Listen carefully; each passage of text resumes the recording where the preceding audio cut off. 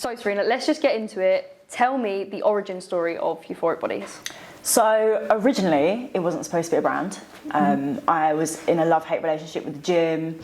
I was training arms, was seeing gains, but every time I was putting on a t-shirt, I either wasn't seeing the gains or I was wearing a muscle fit that was making me look curvy. It was making my chest look bigger than it was. It was showing my bunda too much.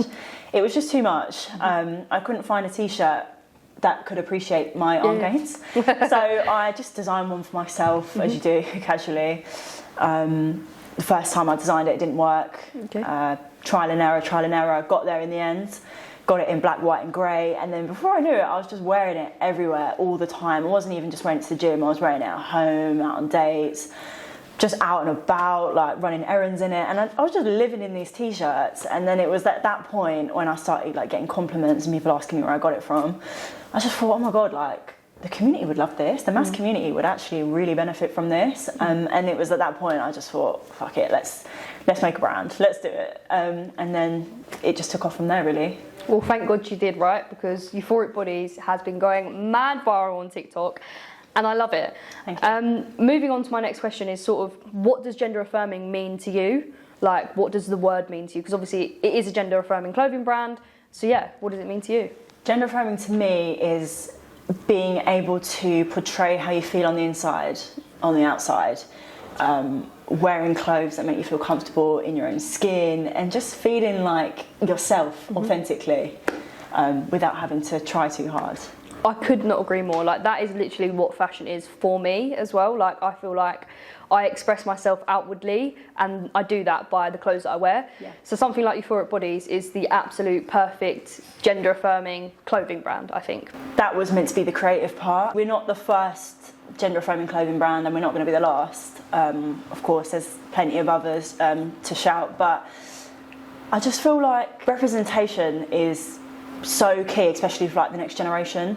Seeing people that look like themselves and being able to know, okay, like it's okay to feel that I want to look like that or I want to dress like this. And I feel like, I don't know, it's just so important, really. It's just important just for representation alone. I'm trying to think if there's any other importance, but really it's just like, it's 2024. I feel like it's about time that we have more brands. We have arrived.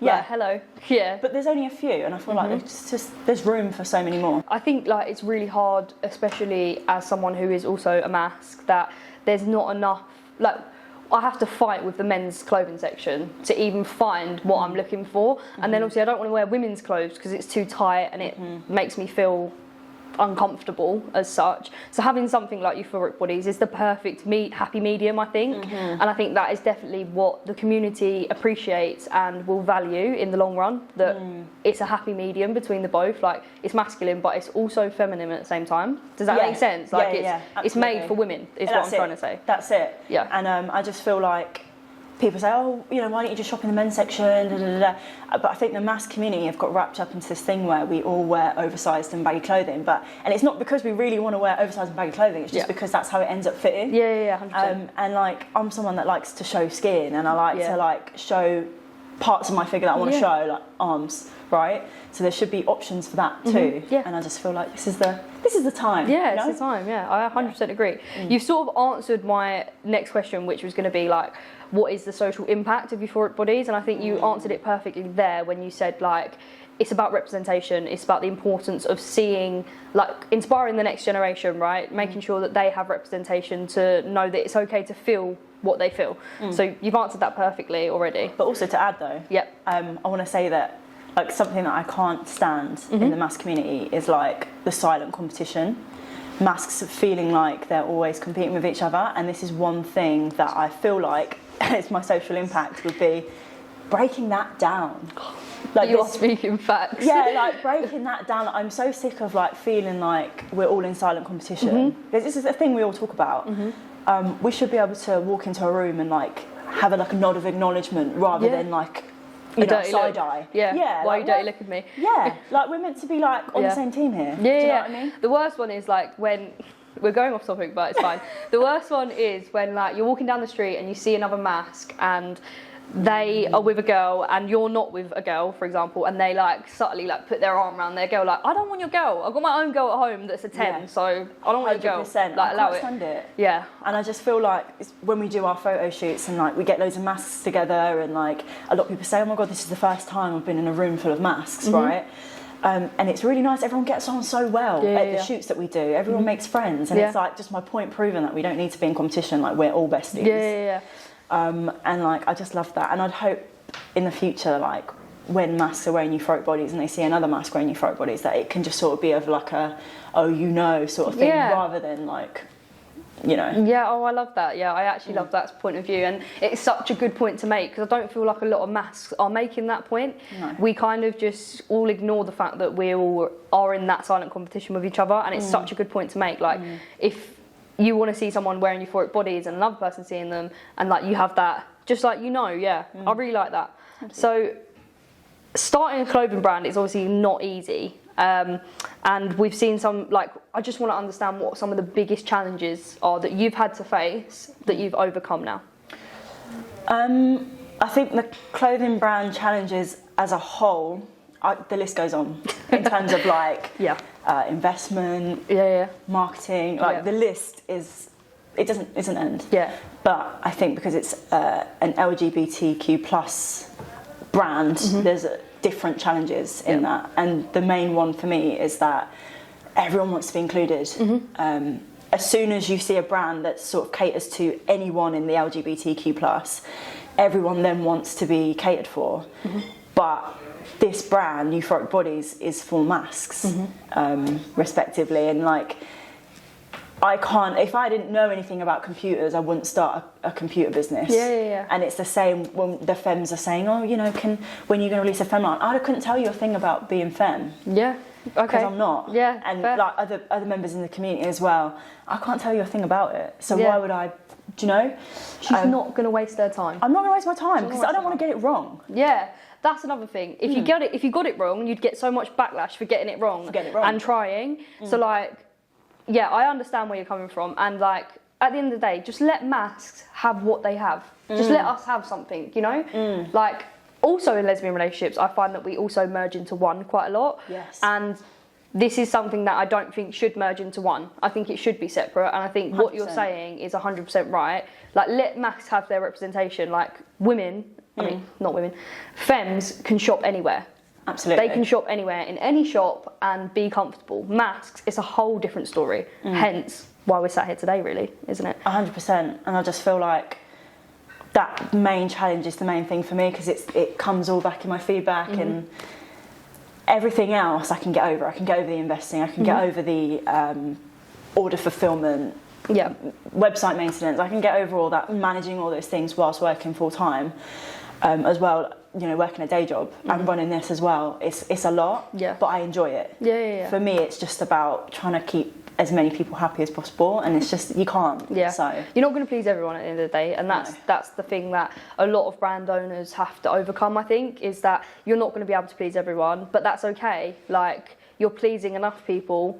At the end of the day, I've seen it, you're selling out, you're going viral on TikTok, and like, the way that you're shaping the brand is in a very masculine way, which is what obviously I like, because I'm a mask too.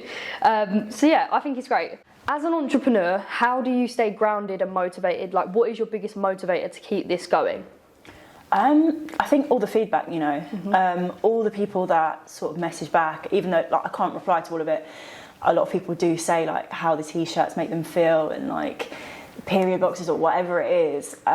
The fact that I've just brought out swimwear, all the feedback, people saying, oh my God, I've been waiting for this. I needed this like 20 years ago or whatever it is. All the feedback, people telling me that their body dysmorphia is gone, and like their gender dysmorphia is just not a thing anymore with when they wear the t-shirt.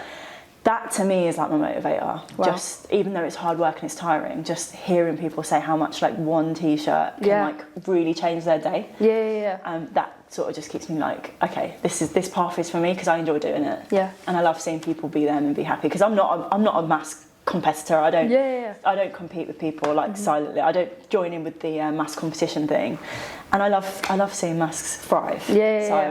I think that's just my motivation, really. I think like inspiring people and just like obviously you're helping people without even really knowing that you're helping people. And like to hear you say that that's your biggest motivator is like so touching, especially knowing that you probably know as well that you've probably changed a lot of people's lives just through creating a t-shirt, which is absolutely mad. Like that is crazy. It's cool. And you should be so proud of yourself, because that is just, I can't even put it into words, but yeah, it's great. And then, so now it's time to get into the exclusives of Euphoric Bodies. I'm about to give you the tea, guys, so thank me later. But are there any exciting projects coming up that you can give us a little sprinkle of, or not? Yeah, I can actually. So the first t-shirt that I created was based around me going to the gym. It was based around gym gains, right? Essentially arm gains or whatever. And a lot of gym masks have jumped on the chestless tee. They were the first ones to sort of jump on it. And I do want to come back to that gym route. I don't want to become a gym brand, but a lot of my audience are gym masks, or masks that just like gains and stuff like that, like to work out or whatever. And we're thinking of chestless gym skins. Ooh. So like a long sleeve option. Oh, nice. Thicker material. Nice. A training skin that's sort of specifically designed for working out, because the chestless tee, you can use it to work out, but it's not a fitness tee. It's not a sports material. It's multi-purpose. You can wear it anywhere. You can you know, layer it up or whatever. But I'd like to do a very specific gym skin that is chestless as well. Muscle fit, long sleeve. And then take it from there. And also a few other things that we're thinking about. I'm just trying to think which would be like closer to the near future. More colours, of course, of the chestless tee. More colours. As many colours as possible, actually. More swimwear. Just more. Who don't like swimwear, I suppose, right? Absolutely. And do you know what? Just taking every single top and trying to make it chestless, I think, will probably be our next route avenue. Chestless polo tops. Oh, nice. Something more formal. But yeah, like there's so many projects, and not just that. We're thinking of like events as well. Yes. Only because we, you know, after our photo shoots and all the masks, like all became besties and stuff, and had such a good day. It'd be so nice to get a room full of masks without femmes being there. Just because I think when you go to like lesbian events and there's a room full of masks, that's where the silent competition kind of comes around, because you've got femmes influencing it. Of course, but just a room full of mask bros, whether we, I don't know, chop it up. You know what I mean? I don't know, just do something different. Yeah, I like it, well, catch Tops 20 there, you get me? Yeah, you will. But in the next 5 to 10 years, where do you see the brand? I'll be so real, I don't see it being like on the runway or anything like that, or in magazines or anything like that. I just want it to be alive and thriving still.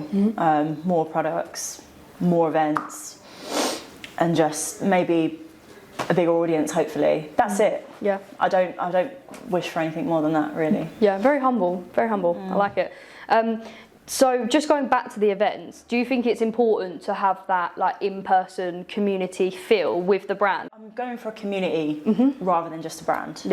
I want it to be a supportive place where, who knows, like what else it could lead into, right? And I want to go down that avenue of being a community. And to create a community, you've got to see people face to face, and you've got to do things in the flesh. So I also think for lesbians in general, it's really hard to make friends. So like having that community feel and having that somewhere, a safe space for masks to go and not feel like they're in competition with each other, and just make friends, because when we have mask friendships, they are good. Like I think they are good. Like strong. Yeah, they're strong. Like we understand each other because we're basically the same people. So to have that, I think is a really good idea. A really good idea. So do you plan to expand the brand's influence in terms of collaborating with any other designers, any other brands? Like, do you see yourself going down that route, or not really? I'm not closed off to it, but I don't want to take away from what the brand's about. So if I were to collaborate with anyone, they would have to be A, a part of the community, B, mask, whatever. And I just don't want to take away from the purpose of the brand. And sometimes I think collaborations are just for like the sake of it, like just for namesake. If it's going to take away from the actual mission of the brand, then I'm not going to do it. And in terms of global reach, we already have a very, very big global reach, and customers are from all over the world. We've shipped out to everywhere, pretty much every continent and hundreds of countries. So, I mean, hopefully in the future I can work with people that are on the other side of the world. I've got quite a big market in America, and I feel like Euphoric Bodies could thrive a bit more over there. Yeah. But that will be something that will come in the future anyway. You never know. Euphoric Bodies pop up in the USA. I'm feeling like a New York pop-up could probably go off. Yeah. We have a lot of customers in New York. I don't know why. Yeah. It just seems to be where it's at. So it's where the maths are at. Yeah. Shout out my New York girlies, yeah? Absolutely. So moving on to like the closing questions now. Are there any influencers or important people in the community that you want to include in the marketing for Euphoric Bodies? There's probably quite a few that I've come across. But I haven't really had a chance to set up any real sort of influencer campaigns or anything, so to speak. And obviously, as I haven't even asked them myself, I'm not going to like name any names, but I've probably got quite a few people in my head that I can feel like I want to work with. So nice, I look forward to it. Catch Chubbs 20 in the next Euphoric Bodies campaign. You know what I mean? Like, yeah, you will. Yeah, me and Serena are going to try it out. No, I'm joking.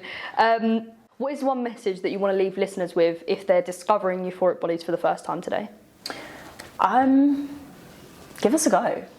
If you fit that mask bracket and you're the type of person that's always been shopping in the men's section and maybe can't seem to nail the sizing or whatever it is, who knows? If you're in that sort of criteria, just have a look at our website. Have a little read, have a little research, go on our social media and just give it a go. Give it a go, because what is there to lose? What is there to lose? What is there to lose? Listen Don't to like the it, send it back. Send it back. Free returns. What is wrong with you? Come on. Not quite. Oh, sorry. But, not quite. Hold back on that. Yeah, go back. Rewind. No, it's not free returns. Right. But yeah, if you don't like it, send it back. Just send it back. Put it back in the post. That's it. Done. Gone. See you later. But yeah. Strong. And thank you to everyone that has supported the brand so far and everyone that has sort of gave good feedback and basically like trusted us as like a new brand and stuff like that.